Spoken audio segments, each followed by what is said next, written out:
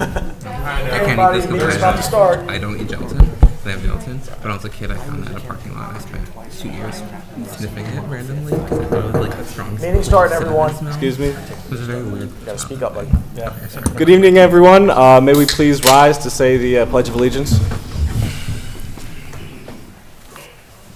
I pledge allegiance to the flag of the United States of America and to the republic for which it stands, one nation, under God, indivisible, with liberty and justice for all. Say thank you. Thank you.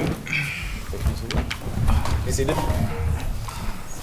I'd like to first thank everybody for coming out tonight. This has been a long work in progress. I'd like to thank all the members of the town board and Supervisor Albra, as well as the lawyers from Housing Justice for All, and as well as all the tenant organizers with the Mid-Hudson Valley DSA. First, I'd like to introduce Supervisor Albra, if you'd like to give a few words. Let's just go through the dais and introduce everybody first. Oh, yep. So this is Councilmember Foreman, Councilmember Totino. We have Mr. Leatherwood. Mm-hmm. Councilmember Rye. Ben Surface. Ben Surface and Matt Boyd from Hudson Valley Justice Center. Matt Boyd. These are our two lawyers. Okay.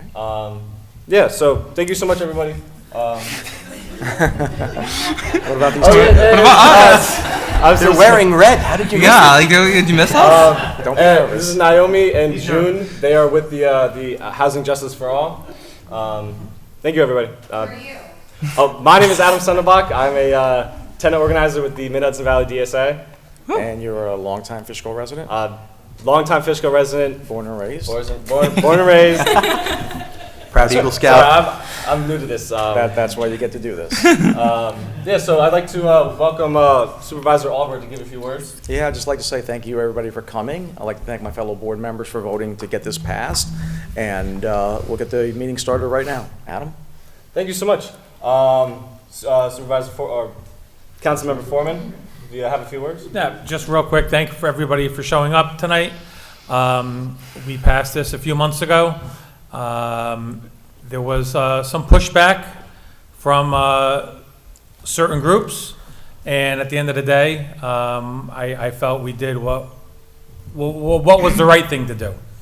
So that's the way I went. Thank you so much. Councilmember Totino? Thank you, Adam.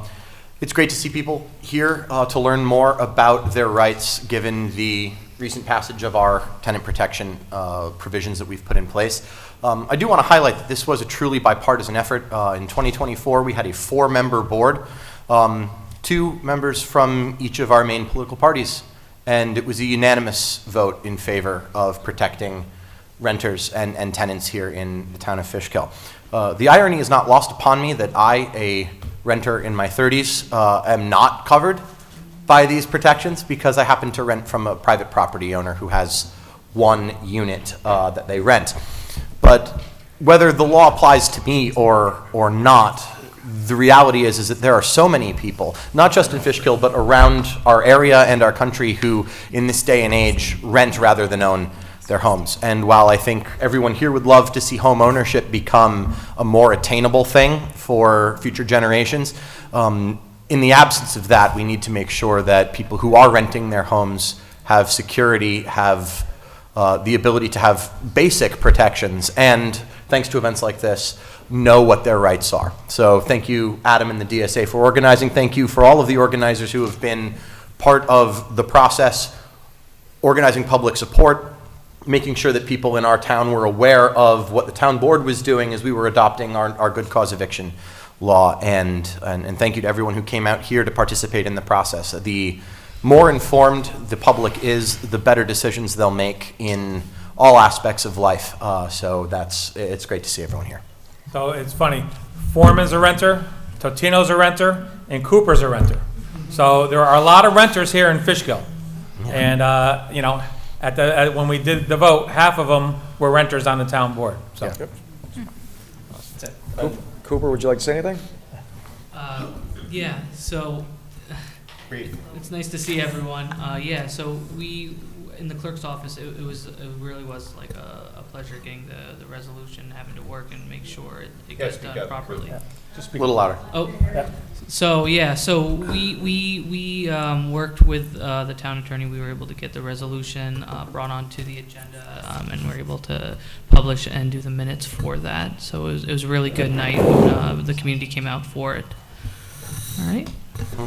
This is a special occasion for Cooper because for those of you who've been to our board meetings, he doesn't usually get to talk. So it is good to hear from him.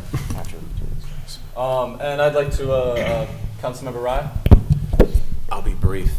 I just want to say that, if you were here that night and watching the vote, there were questions raised. I raised concerns about, the unbelievable lack of rental prospects out there and how that's driving up cost.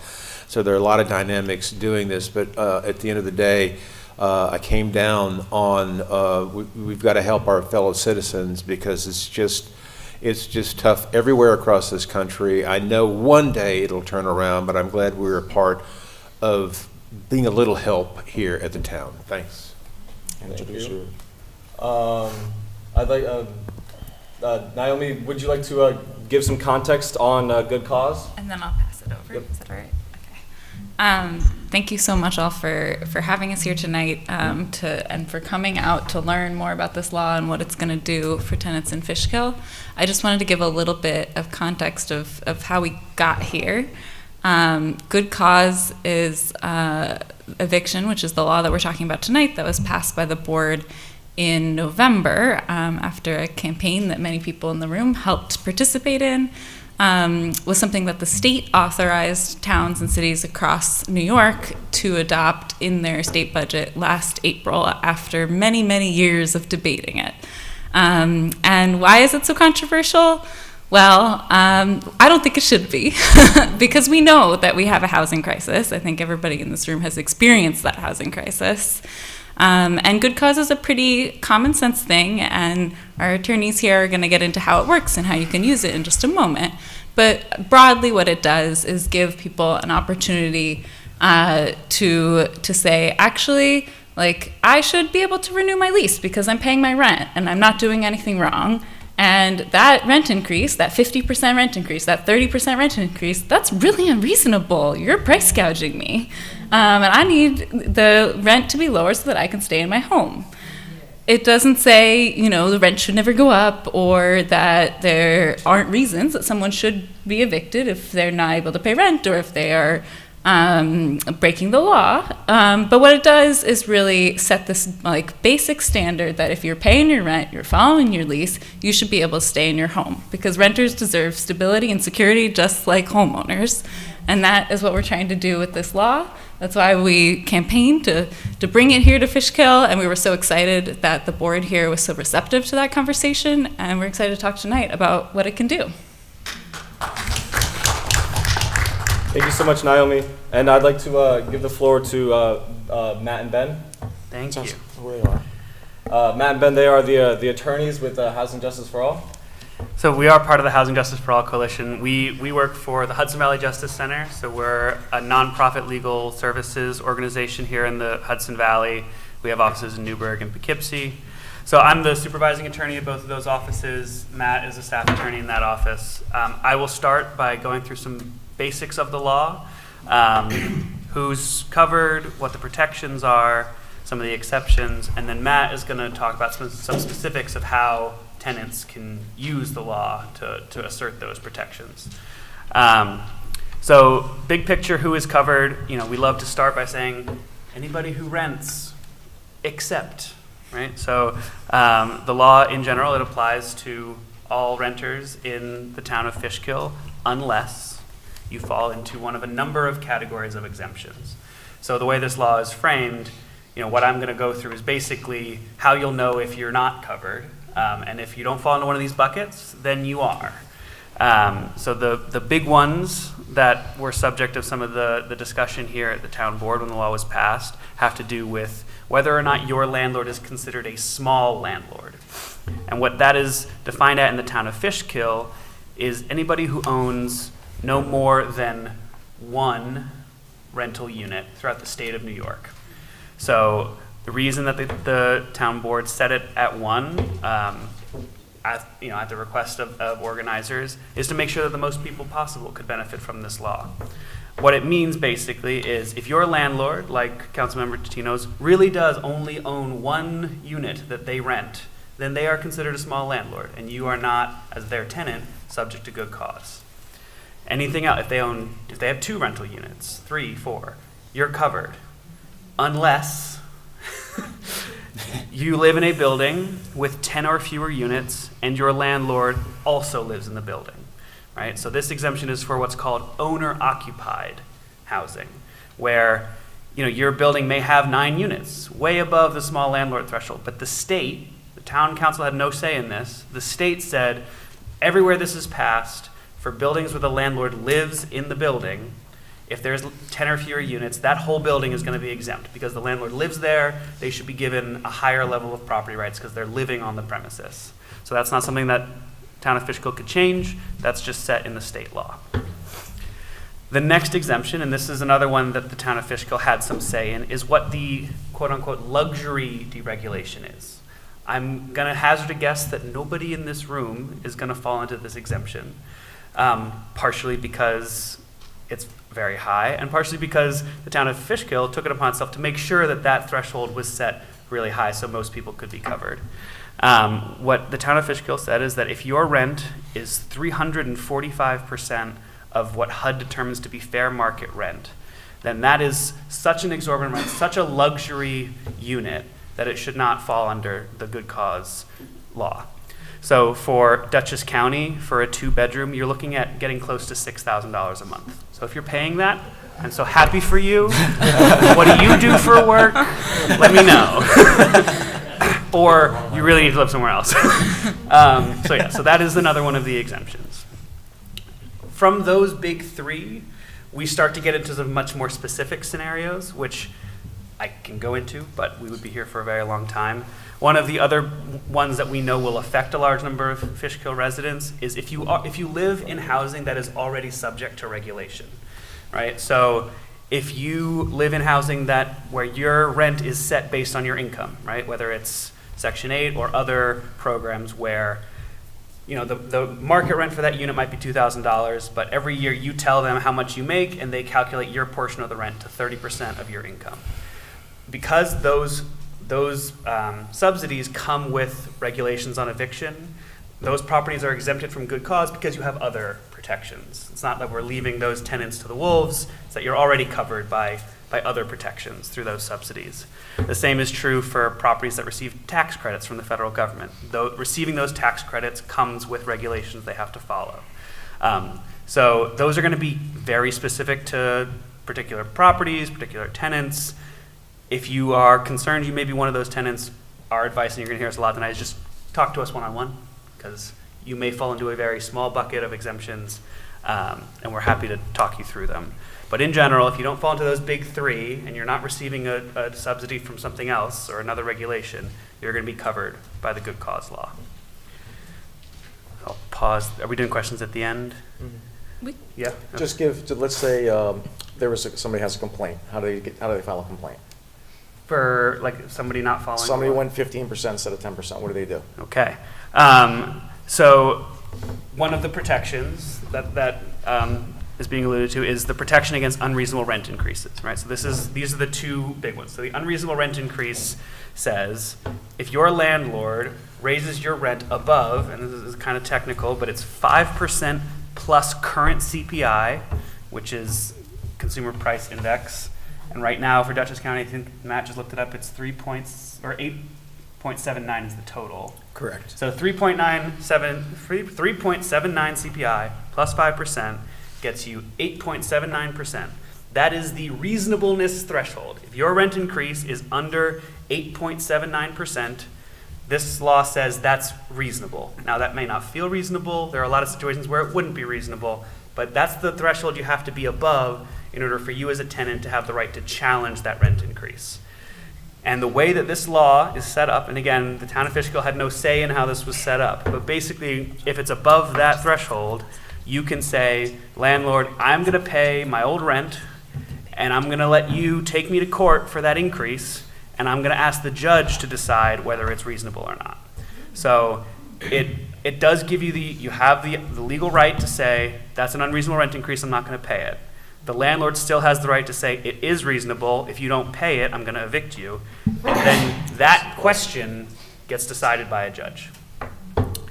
The other big protection. Hold on a second. How Yeah. do you go to the court and do that? Explain that. How do you prevent eviction? Yes. So this is where the law, if I had a magic wand, this would be structured differently. But basically, what you have to do is dare your landlord to sue you, and then because there's no affirmative case you can bring as a tenant saying, Judge, I need you to rule that this is an unreasonable rent increase. What you have to do is you gotta not pay it, say I think it's unreasonable, and then the landlord actually has to pursue their right for that rent increase. Not pay the increase? Yeah. Yeah. Still pay your rent? Yep. Don't pay the increase, and if you Yep. don't pay your increase, if he tries to evict you, that'll be a mechanism to go to court? It's basically a defense to the eviction. So no matter what, pay what you're supposed to be paying? Yes. Okay. You should, what we always tell people, and this is true. Sorry?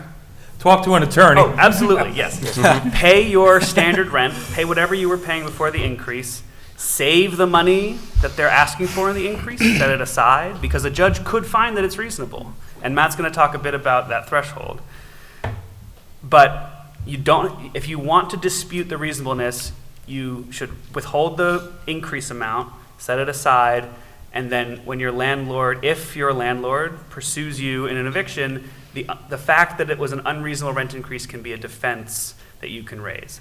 Now, the other option, and I think what the legislature is trying to get both sides to do, is instead of that, don't come to court at all and talk to your landlord. And landlords, talk to your tenants. And maybe if the rent was $2,000 a month, maybe a $160 rent increase is just fine for the landlord, and that gets them below the reasonableness threshold, and then the court never has to get involved. And they still get to increase the rent by a substantial amount, and the tenant doesn't have to worry about finding a new home. So the way to pursue a complaint, if this has to go to court, is a little bit of a game of chicken. But in terms of what this can be used as in terms of a tool for tenants and landlords to negotiate, basically it sets a line where if nobody wants to have to deal with the court, you just stay under the reasonableness line. And so that's, what we, and even, I half my day is spent talking to landlord's attorney. That's what they're telling their clients to do. They don't want to have to go to court and fight about whether or not that, new ceiling fan is worth a 20% rent increase. Can I say something? Yeah. Because it feels, to me, I've been in delicate situations in the past when renting, and it feels like the landlord has the upper hand in that there's an intimidation factor. Absolutely. That they can do a lot of things that's off the record and not documented, that's intimidation and threatening and all kinds, if they're really not the ethical individual. Yeah. And so it's that gap in there between you're unreasonable, take me to court, and going to court, where how do they how are they protected and not thrown out? Yeah. It's that Yeah. would worry me. Yeah, and it worries us too. And I have a laundry list of changes to state law that I'd love to see to close that gap. Can you give them to me? I got it. Well, one of them is that, and a lot of people don't know this, so there is a landlord harassment statute. It does not apply outside of New York City.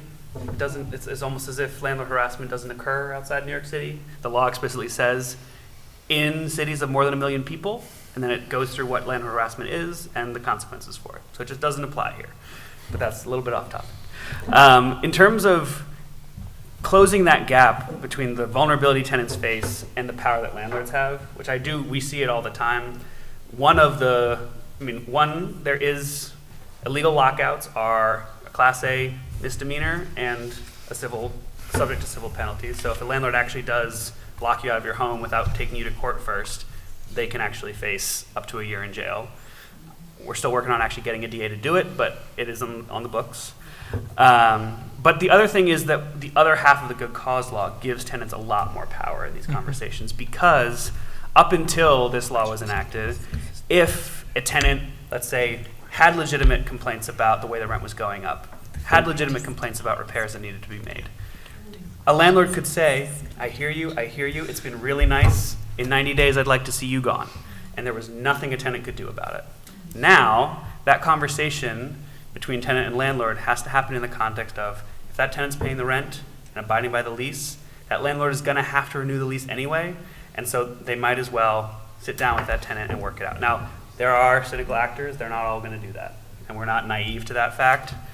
But one of the other big protection of the good cause law is that the landlord has to have a good cause for eviction. And that is another laundry list of what counts as good cause. But the big thing to know is that if you're paying your rent, if you're abiding by the lease, if you're not causing a nuisance to other people on the property, in general, you are going to be entitled to a renewal lease.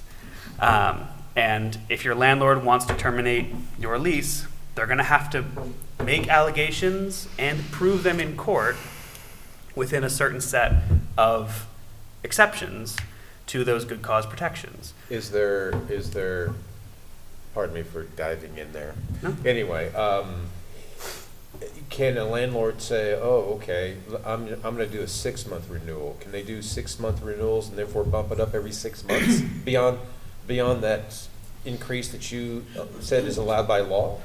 So I remember this question coming up at the meeting, and It's a Right. bit of a gray area. So I'm not going to pretend to have a concrete answer, but I'll give you my analysis of that sort of situation. What the good cause law does not mandate that leases be 1 year. However, the unreasonable rent increase is calculated based on a yearly increase. So let's say they increase you 6%, and then they do 6% again, and that total is more than the 5 plus CPI for the year. I got it. Then you've tripped into that unreasonable rent increase. So this is another thing we always say, good cause is not rent control, right? There are some very strict rules for places that have rent control, rent stabilization, right? The leases have to be a year. The government decides how much the increase can be, those sort of things. That's not this situation. Landlords still have a lot of flexibility in what kind of terms they can put in the lease, how long those leases can be for, things like that. And again, the restriction on rent increases isn't an absolute bar. It's just they have to be able to show receipts. And so just to go through quickly before I hand it over to Matt, the good causes for eviction that still exist are non-payment of rent, violating the lease, causing a nuisance. So this is something where it's not just that you've done, maybe your landlord didn't put no fighting in the lease, but if you're repeatedly fighting with other tenants, that's going to be something that can have them evicting you. Illegal conduct, so maybe the lease doesn't say that you can't sell illegal narcotics out of your unit, but if you're doing that, you can still be evicted, right? The kind of things that make sense as grounds for eviction. There's some, again, really case-specific examples that if you run into them, our advice is always going to be call a lawyer, but the one that we want people to be on the lookout for is, and this is something that landlords have brought up as one of their real concerns about this law, is what if they want to sell, right? And so this gets brought up all the time is like, you're really infringing on our property rights because now we're stuck with this tenant for life. We can't even sell the building. So that's not true.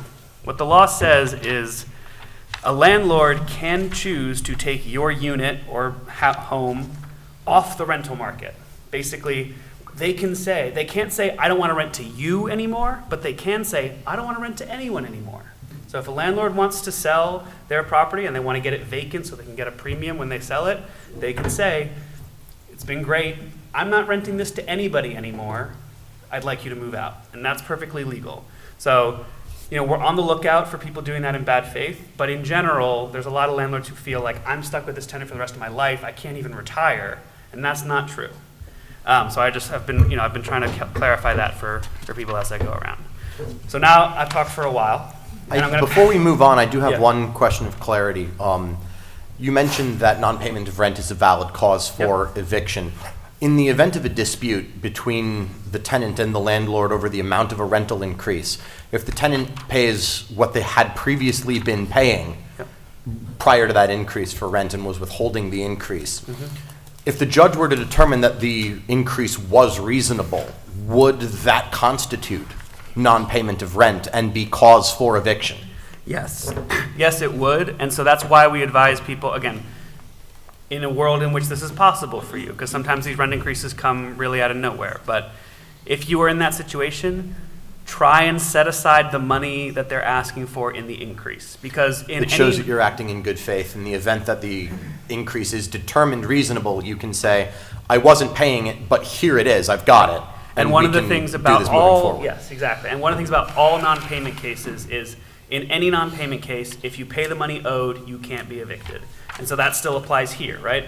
If they're bringing a non-payment because you didn't pay the 30% increase, and the judge says they put in a whole new HVAC system and you got a new kitchen, that 30% increase is reasonable, then you just need to have that amount ready to go. You pay it, eviction goes away. Got it. Now, we're not naive enough to know that sometimes those 30% increases are above and beyond what you can afford. That, we would still encourage you to, if you think that it's unreasonable, move forward with court and try and preserve that right. And if you aren't able to set that money aside, we tell people, plan to move, right? We always tell, our job as lawyers is to fight for you, but also give you realistic advice, right? If there's a world in which that landlord's gonna be told, this is a reasonable increase, you're a tenant who can't pay it, you wanna be halfway down the road to finding a new place to live. Okay, and then to add on to your question, landlords can sue you for the repeated non-payment of rent in the context of a holdover eviction, and I think that would have to follow at least one, if not two, non-payment evictions. So at that point, I think the issue would be not the reasonableness of the rent, so long as that's been decided before. It would be more so the act of not paying rent time and time again. But that would happen well down the road and probably not happen in many contexts. And then with regards to the calculation of the presumptively unreasonable rent, HVJC is actually developing a calculator that you can soon use on our website. Just identify yourself and say what that is. People watching ain't gonna know what that is. Sure. Hi, my name is Matt Boyd. I'm a staff attorney at the Hudson Valley Justice Center. So this calculator that I was just speaking about, it allows tenants to input their current rent, input what the landlord wants to increase the rent to, and then also give space for the tenants to select the city or municipality, I should say, that they live in. And then using a sort of complicated formula, our calculator should be telling you whether that increase is presumptively unreasonable or not. And that will give you an answer based on numbers alone. And of course, as Ben discussed earlier, there are a number of exceptions as to whether GCE even applies in the first place. And we also have our phone number listed on that webpage. So you could call us and we can discuss more in detail. And you said that's not currently live on your website, but it will be in the near future? It should be in the very near future. It is, I imagine, 99% and will be publicly available very soon. Great. You anticipated one of my questions, which is, okay, yeah, you got a rent increase, but how does someone do the math? And this is going to be, really, really helpful for people who are not good at math. Not saying I'm one of them. No, we're very excited about that. And then with regards to how exactly GCE is used, how it's used in terms of what papers your landlord provides you when they're announcing that they're going to start an eviction proceeding and when the proceeding itself actually starts in earnest is very important. So landlords, whether or not good cause eviction applies in a particular jurisdiction, they need to provide a notice stating whether it applies or not, and then they need to provide a notice along with, say, a 14-day rent demand in a non-payment proceeding, a notice of rental increase when they're providing, say, notices of termination at the beginning of a holdover proceeding. They need to supply this good cause eviction notice. And oftentimes, or since the passage of GCE in the municipalities that we practice in, our eyes immediately go to that notice. As Ben said, the notice serves to make landlords explain themselves. And we haven't quite gotten there yet, but we would like to believe that if the landlord incorrectly identifies a reason for, say, a holdover proceeding, or incorrectly identifies that, or I suppose more so in the context of a holdover proceeding, not a non-payment, that a case can be dismissed on those grounds. the law is new and we haven't really pushed its boundaries quite yet in court, though we're finding that good cause eviction notices, which again are included in the filing of the lawsuits themselves and all the notices that come beforehand, can be used in settlement negotiations and actually provides us with quite a bit of leverage before we even step into the courtroom. The other day, I was working on a case out of the city of Poughkeepsie. City of Poughkeepsie opted into GCE in July, I believe. And this particular proceeding was a non-payment proceeding, and the landlord, one, incorrectly identified that good cause eviction does not apply in that jurisdiction, and two, incorrectly identified themselves as a small landlord. My client had told me that she lived in a building with multiple other units, so that is sort of an indication that they're not an owner of a single landlord, and that's a small landlord threshold in the city of Poughkeepsie. And then the landlord told me that he owns the entire building while we were talking in the court, once again contradicting his representation that he was a small landlord. And rather than my client having to owe thousands of dollars in rent that she did not pay and potentially face eviction, we were able to come to a settlement whereby my client was able to keep her rent at her current rate and agree to pay that much for 3 months before moving out of the apartment.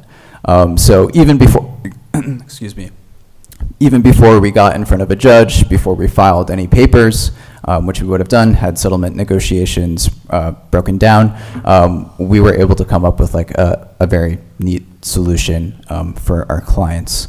And one day we will have to be making these arguments in front of a judge.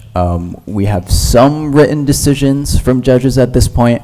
I believe there's one out of the city of Kingston calling for dismissal on the grounds that a GCE notice was not provided. But soon we'll be making arguments about whether, good cause was truly provided. As of now, we don't know exactly where that's going, how judges are going to interpret the law, and neither do the landlord's attorneys. But again, we have leverage from the moment that we can look at these GCE notices, and one day we will push the limits of the law. Is there, along with your website, I'm sure it's very informative, and I want to take a look at it. Is there a checklist? You have got to put a calculator on there. Do that quickly. And is there a checklist on a tenant can look and go, well, I see all these documents or whatever, or notices or whatever that landlord is supposed to have given me, and I see that they didn't, and that strengthens their hands. So, because I'm not going to remember all these documents, I'm not going to, so is that readily available?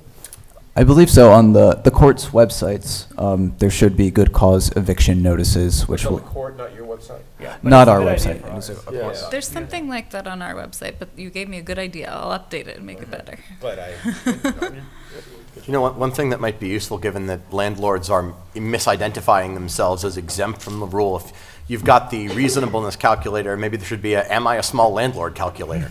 Not a bad idea. Yeah, that Whether would be you great. wanna use it. Does X apply? Check here, and if it says, at any point you answer a question that disqualifies you as a small landlord, and it just pops up and says no. Yeah, I can say that sounds great. We would love to have that. But for That's the not a moment, coding thing. Yeah.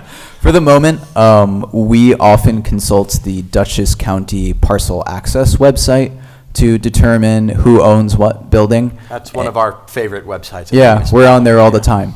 And you can search your particular address to see who your landlord is, and you can search by your landlord's name as well to see how many units that they owe, or they own, excuse me. chances are it's in a corporation, though. Yes. This Yeah, is actually one question. I have broached it with our town attorney. I'm going to pose it to you to get your opinion on it. One of the things which I mentioned during our public hearing process, which may sort of be grounds for a follow-up legislative point later on, is my concern about the 10-foot wall, 11-foot ladder concept, that being that savvy landlords who own multiple properties may simply resolve this situation by consolidating those multiple units under separate LLCs. Yep. Have you had any experience dealing with individuals who do that for the sheer purpose of circumventing, and what actions can be taken as a municipality or as a government to Yeah. prevent that being the 11-foot ladder to our 10-foot wall? Sure. So I'll start by saying, I mean, we were seeing that before good cause law was even in effect. It's actually a fairly common practice for landlords. We have a couple particularly bad actors in Newburgh who have divided. If you ever hear of Newburgh SHG, there are approximately 100 different Newburgh SHG, all with a different number at the end. Those are all different LLCs. They're all owned by the same parent company, and they're a big problem in Newburgh. So one of the things is the thing that you have already done, right? So the small landlord, setting the small landlord exemption at 1 has taken, I would say, 95% of that issue off the table, because even when corporations do that, usually they are renting multiple residences. So it's not single family homes. So as soon as it's a 2-unit building, we're good. We don't have, they could, if they, like with Matt's case, if you have a landlord who comes in with a duplex and says, I don't live there, but I'm a small landlord, you're just like, well, you just didn't read the law, because the law says you own you've got 2 units right there and you're not living there. You're not a small landlord. And so we are still on the lookout for it. There are hedge funds that are buying up single family homes and renting them. It is a problem we're seeing in Dutchess, Orange, and Ulster. And I'm assuming they're doing each of those single family home purchases under separate LLCs? Yeah. So we have not yet been faced with a case. I think we've only so far seen 2 cases where someone has tried to claim the small landlord exemption. In one case, they were right. And in the other case, it was Matt's case, where they were not, and they weren't even very good at hiding it. So, we will hope that the cynical ones are also the incompetent ones. There will certainly be cynical ones who are very competent, and we'll cross that bridge when we come to it. For now, I think what we are, as other places are trying to opt in, we actually use the town of Fishkill as a talking point. When we go, I was in Pleasant Valley, I was in the town of Poughkeepsie, I was in the city of Middletown, and I repeatedly said, if the town of Fishkill can do this and be bipartisan, there's no reason that the rest of the Hudson Valley can't. And I really believe that. I mean, I thought that this meeting here I was really happy I got to be here and see it. So I want to, I'll stop buttering y'all up and can go back to answering questions. Thank you so much, Ben. Now I'd like to open up the floor for any questions that we could have answers. If you have a question, please come up to the podium and introduce yourself. Please, not everyone all at once. Don't be shy. That's what we're here for, guys. And ladies. Hey, how's it going? My name is Max.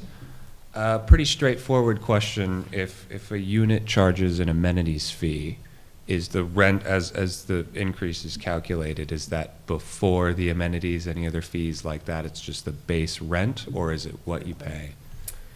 So we're getting in the gray area, new law. So what we are generally advising people is, if it is fully separate from your rent, then we would argue that it doesn't count into the calculation of your increase.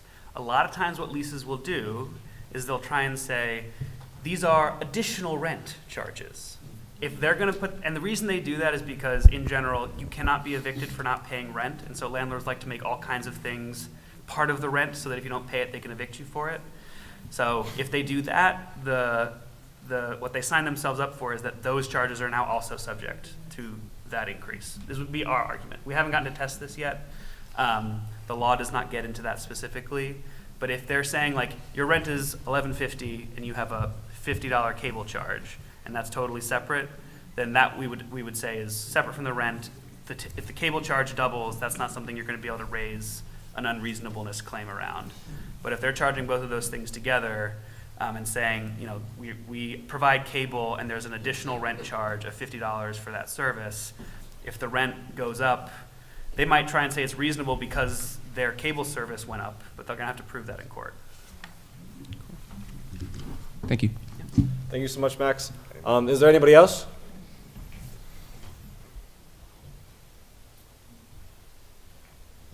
Hi, my name is Monique. I wanted to ask the question, how much time has to go before the landlord says, okay, your lease is up and I want to raise the rent? Can he raise it in the middle? Can he raise it near the end? And what is reasonable to raise it if you're not changing anything or you're not adding anything? What makes it reasonable? So in general, if you have a year lease, 6-month lease, whatever the term of the lease is, they can't raise it in the middle unless you agree to sign a new lease, and you have no obligation to do that. If you're month to month, it'll depend on how long you've been there. If you've been there for less than a year, they need to give you 30 days notice. If you've been there between 1 and 2 years, it's 60 days notice. If you've been there more than 2 years, it's 90 days notice. So those are the time frames for how much lead time they have to give you for the increase. And that's true for any increase over 5%, regardless of the good cause law. Now, when it comes to the reasonableness, a landlord under this law could raise your rent 8%, and that could be unreasonable. You're talking to the mic. Oh, sorry. That could be unreasonable, but it wouldn't be something this law would give you a claim about. It would just be unfair, and the law would totally support it. However, when it comes to going above that reasonableness threshold, right? So for Dutchess County, for Fishkill, that's 8.79%, right? If you get a 10% rent increase, the kinds of things the landlord is going to have to show to justify that as reasonable are things like repair costs that are above normal maintenance and not the result of the landlord's own negligence. Yep.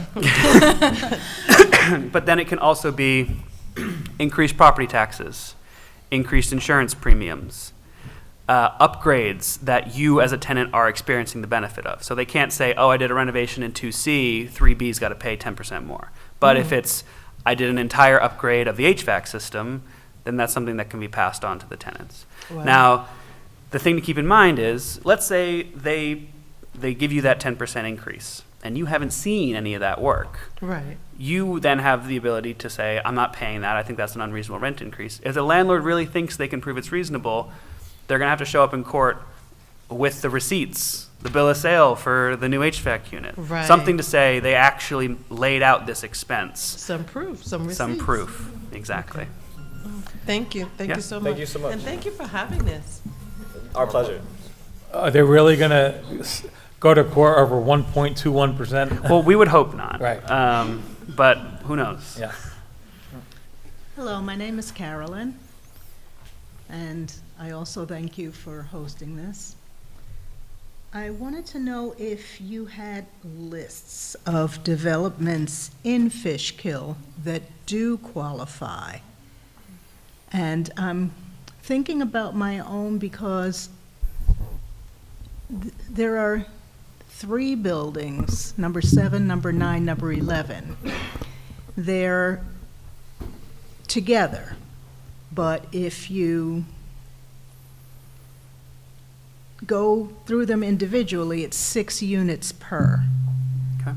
But since they are not freestanding, since they are together, I don't know if it qualifies as the 6 or if it qualifies as the 18. So the good thing is, under this law, unless the landlord's living in one of them, it's not gonna matter. So if the landlord lives in one of them, then the analysis of whether it's 18 units as one building or 3 6-unit buildings is gonna be whether or not they share common infrastructure, basically. So Laundry room. laundry room, if they're serviced by a single HVAC unit, if they share plumbing, if their sewer all drains to the same connect to the city sewer, those kind of things where you can prove these are being operated as a single building. If they're on one lot, right? Things like that. So, you know, again, because the small landlord exemption is set so low here in Fishkill, it's unlikely that it's gonna make a difference for you, unless, I don't know if you know, if your landlord lives in one of the units. I don't believe they do. I've So in that certainly- case, even if it is 3 separate 6-unit buildings, all of those units are gonna be covered, unless your rent is subject to regulation from some other source. Mhm. And do we know, or do you know, of specific developments in Fishkill? I mean, I know of some, I'm sure people on this board know of some. It's, I would say most of the big developments, Hudson View Park, Vista Point, Mountain View Apartments, those big ones, they're all over 100. Yeah. And any complex that's overseen by a management company as opposed to like a condo development where there might be privately owned units that might be rented out individually. If there's a management company overseeing the property itself, then there's a very good chance that the GCE applies there. Yeah, just for example, what he mentioned is all these apartment complexes have municipal water and most likely municipal sewer, so that makes it, if he tries to split those units up, he's not going to be able to. Okay. Right. And I would say for everybody here, if you want to know, so with other rent regulation laws, there are those kind of like registries that you're sort of alluding to, where you can just sort of look up publicly available information. Is my building, is my unit subject to this law? That's not available for good cause. It might be one day. It's not there yet. But our office is happy to help. We can help you figure it out. We've done that for folks in Fishkill already. Some of those are going to take us a little time because we got to dive through LLC, Department of State searching. Some of them are really simple. Like I can tell you with pretty good confidence that yours is covered. But if you want to know for sure, we would just have to dive in a bit more into the details of your tenancy. Okay. And another concern I had is that the terms of upkeep in the lease, I thought that, I had a conversation with the management, and it sounded to me like what they were attempting to invoke was very subjective. So I had some concern about that. Yeah, and I don't want to speak to your specific situation in front of a whole room full of people, so I'm happy to talk after or one-on-one. When it comes to things like lease violations, those things can get subjective, right? So this law is not going to, clean up all of those subjective parts of leases. There's some parts that are unenforceable. There's some parts that are from 20 years ago that no longer apply.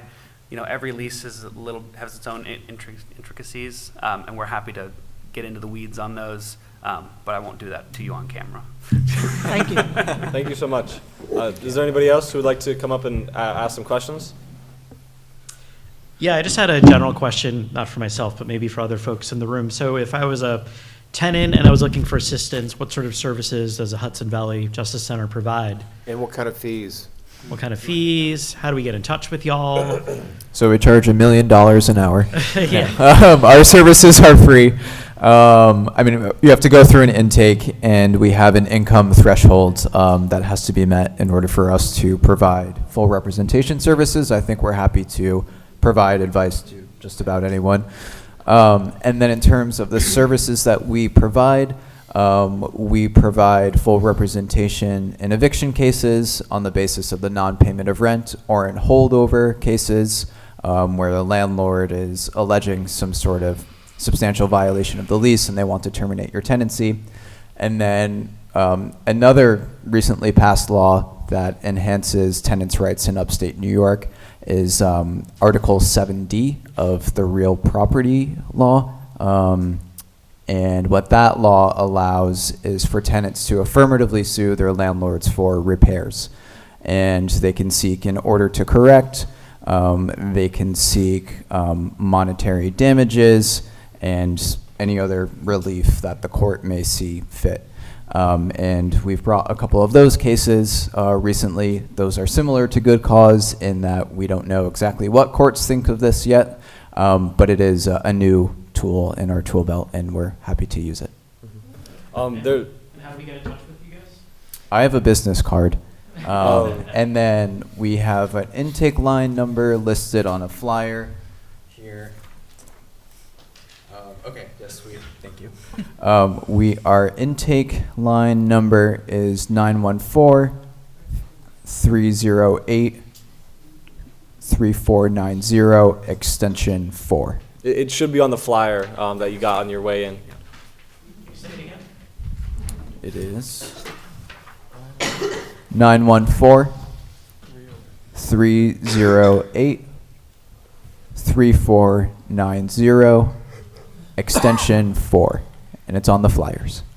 And you can also text Matt directly at his personal number at 84. Is there any other questions? Thank you. Now, if I would like to give June the floor to speak on enforcement. Yeah. Hi, everyone. My name is June. I'm a tenant organizer based in Poughkeepsie with Mid-Hudson Valley DSA. So my role is to help tenants enforce this law in the non-legal aspect, right? And use this law to actually improve their standard of living and to have a greater balance of power with their landlords. I should just note at the top of this, I've used this law myself when it was first passed in Poughkeepsie a couple years ago. I used it to keep myself in my home, so I'm really glad that all of you did so here as well. And we know that just because something is the law does not mean that landlords will immediately follow it, right? This is, as Ben mentioned, a defensive measure, and to actually use it in a court requires you to wait for the landlord to sue you, and that is a long process, and not everyone wants to go to court. So there are ways to proactively use this law to prevent having to even get these rent increases or evictions in the first place. And that's by working together, right, and creating tenant associations.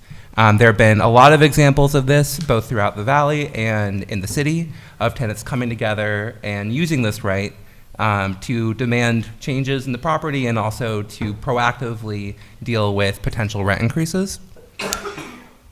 So ultimately, the reason that this is the case is because this law prevents landlords from retaliating, right? So you cannot be evicted for organizing, you cannot be evicted for making demands or asking things to be improved.